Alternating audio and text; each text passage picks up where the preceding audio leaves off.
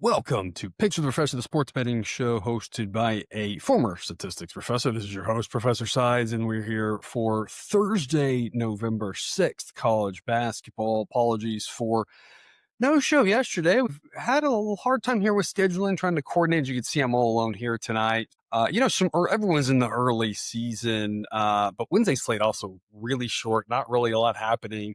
And it was good to get another day of data to look at what's going on with the model. So far, it has gone really well. So there's no adjustments being made, but we mentioned we're going to be keeping an eye on, and we still will, even though it's only got 2 days of data now. We're recording this Wednesday night, so I don't have any of the Wednesday stuff put in yet. But so far, A grades 26 and 17. And so just a reminder, you can get all of those A grades over on Patreon. That link's in the show description. The A grades are probabilistic edges based off the time of posting all of the picks. We post the full set of picks the day of the games, but we have the model run the night before. We get it out the day before, actually, during the day, usually before lines even come out.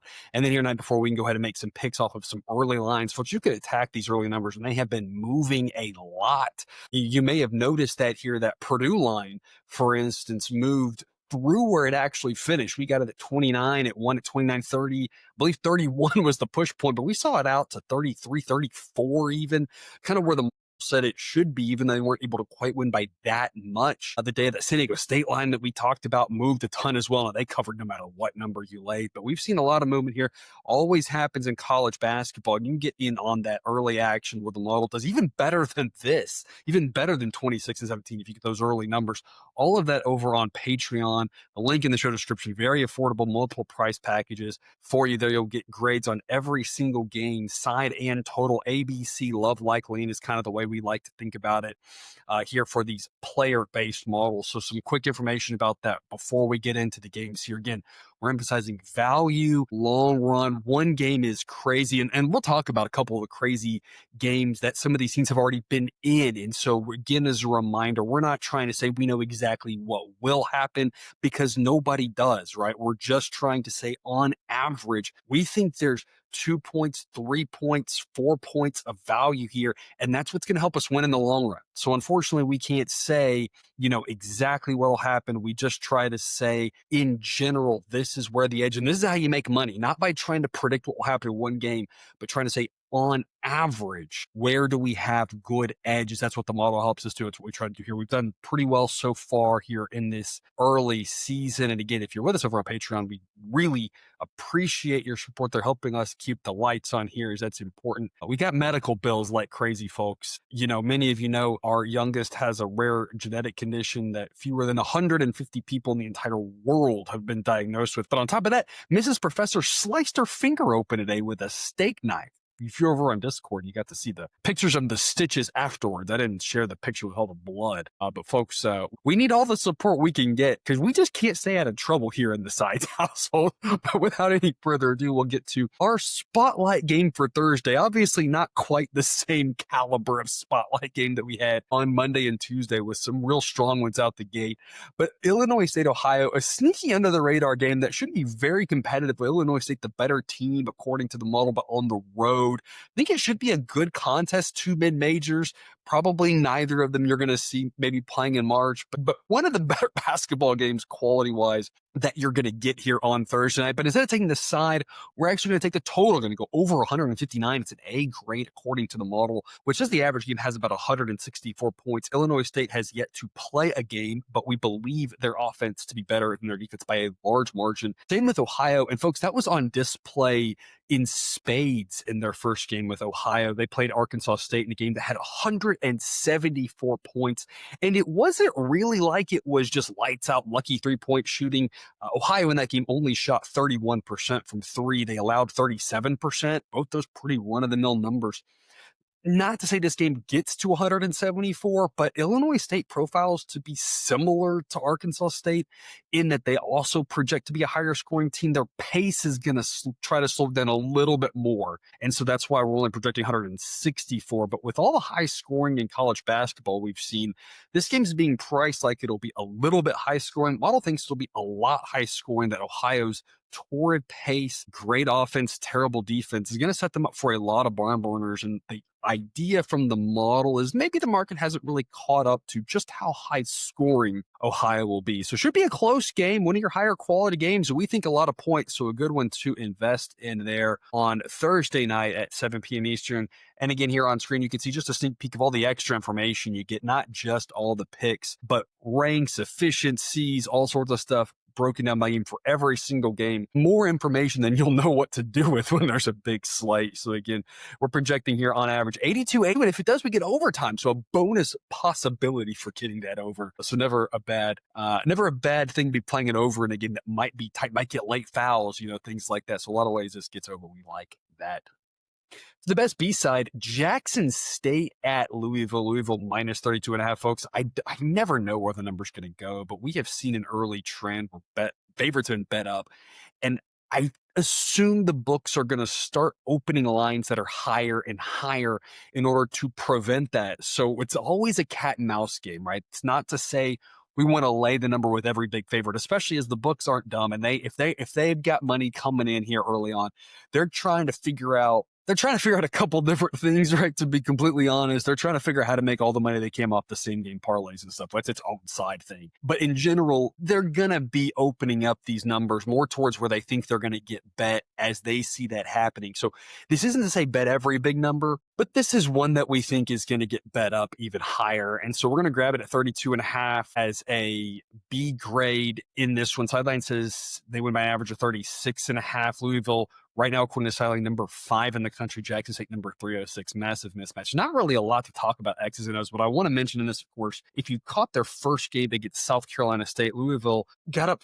59-15 at the half and then added on to that margin. They ended up winning by 59. Jackson State profiles to be a little bit better than South Carolina State, I guess, but you're talking about not a big, you're not confident in saying that, not by a big margin. Not to say that Louisville wins this game by 59, but when you look down at the metrics, it's not like Louisville, shot 50% from three. They only shot 37%, which is very solid, but against a bad defense, you expect a lot of open looks, and you expect probably something like that, against a stronger defense in conference. They'll have games where they're in the upper 20s, low 30s, but it's kind of what you expect. South Carolina State didn't shoot very well from three, but I'm not expecting them to get a lot of open looks against Louisville, and I don't see why it would be any different for Jackson State. Anything can happen, of course, but what you saw from Louisville, they came out on fire and played fantastic, and there's just not a lot of reason to think that'll go different other than variance, and that's why we always say, right, there's no such things as locks. We don't know exactly what's going to happen. We always talk about responsible bankroll management because at any given night, anything can happen in those 40 minutes, especially when you're dealing with 18, 19-year-old kids. Any team can get cold, right? So all the precautions we're trying to be responsible with our betting here, slow and steady, right? All that sort of thing, because again, I just cannot say this enough. Anything can happen, but we've got the model saying there's an edge here, and any time early on, I'm kind of looking at if the model's saying lay it with a favorite here, especially overnight, until kind of proven otherwise. I'm thinking that makes a lot of sense, especially in this situation where, you kind of see a similar game to that first one playing out for Louisville. The way they handled South Carolina State should be able to handle Jackson State the same. Our best B side here for Thursday. Your A plus play of the day comes 8 p.m. Eastern. St. Francis at TCU over 149.5. Sideline says the average game here has about 155 points. Pretty run-of-the-mill pace here, maybe a little bit faster for St. Francis, who's a truly terrible team. You might be a little bit concerned TCU losing that first game to New Orleans. I would be a little bit concerned, but TCU shot 3 of 37 from three. I don't know how that's possible for a team that's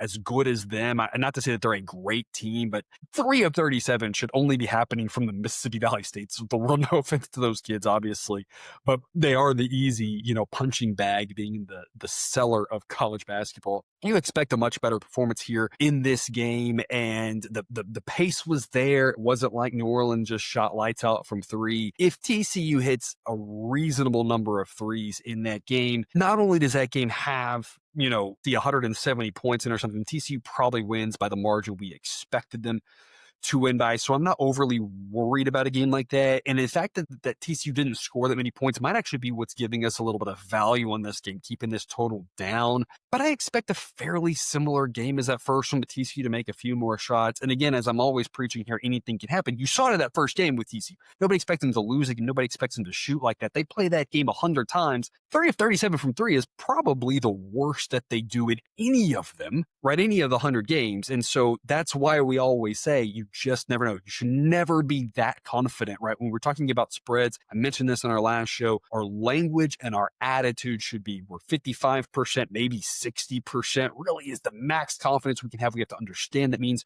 we're going to lose 4 to 10 of these for sure, maybe a little bit more even. And so again, that's why we always try to temper the expectations. I know there's a lot of people out there who don't do that. I'm trying to bring us back to reality here. But that said, we think this is a very strong play, because assuming that the same tempo and game plays out like it did in that first game, which did have 152 points, still was enough to get over this number. If TCU shoots the three ball with at any reasonable percentage, that's going to end up flying over a number like this. So we're projecting 155. I think it could even have more than that, because of the fact that TCU lost the game. You might have a little bit more of a fire coming out, a little bit more of an urgency, right? A little bit more of an anger to them. And so this game probably going to be a blowout, and one where TCU might not take their foot off the gas because of a little bit more because of that first game, as opposed to had they cruised easily, maybe the second half sleep, and you have to worry about both teams doing their part. I think TCU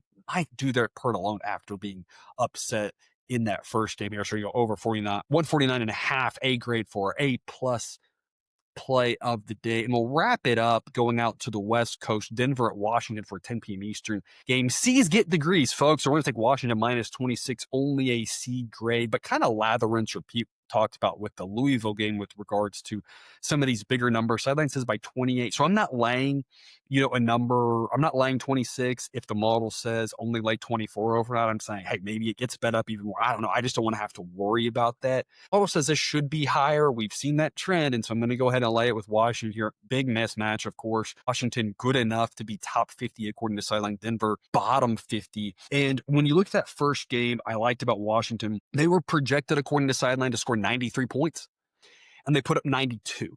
I don't think scoring is going to be the problem here for them against Denver. Denver's a team that may not play quite as fast as they've played in seasons past, but they're still going to be an above average pace. Washington's going to play at above average pace. Denver's defense is terrible. Washington at home should score plenty of points. You look at that first game, they were projected to score 93. They got 92. They did their part. They held their opponent to 50 when the model projected them to hold them to 63. And so even though sometimes those end of games get a little bit weird, Washington played strong defense throughout again, holding their opponent to 50 points. And that's what I like about this one here, is that Denver's offense isn't that good. And Washington, if they can perform on defense that same way, it's going to give us an even better chance to hit this cover, because we're going to need Washington to score a lot of points covering a number this big, but we're also going to need them to play defense. That's the strength of this Washington team, according to this model here. Better defense than offense. And so really being able to take care of their business on both sides of the ball, really just as expected, just played perfectly, beating their expectation in that first game. If they can do the same thing here, they're looking at around a 30-point win. Again, only C-grade value here, especially because when you get to this big of a number, you really never know what's going to happen those last several minutes. But again, that first game gives me a little bit of hope here. They won that game by 42 points. And so if we can get up to that big margin again here, Denver, a weak opponent, definitely beatable by that score, with Washington here as our C grade pick of the night. Plenty of other A grades available here for Thursday night on Patreon, even though it's a small slate. Go ahead and jump on over there. There's a free pick given out every day, so you might as well sign up for that.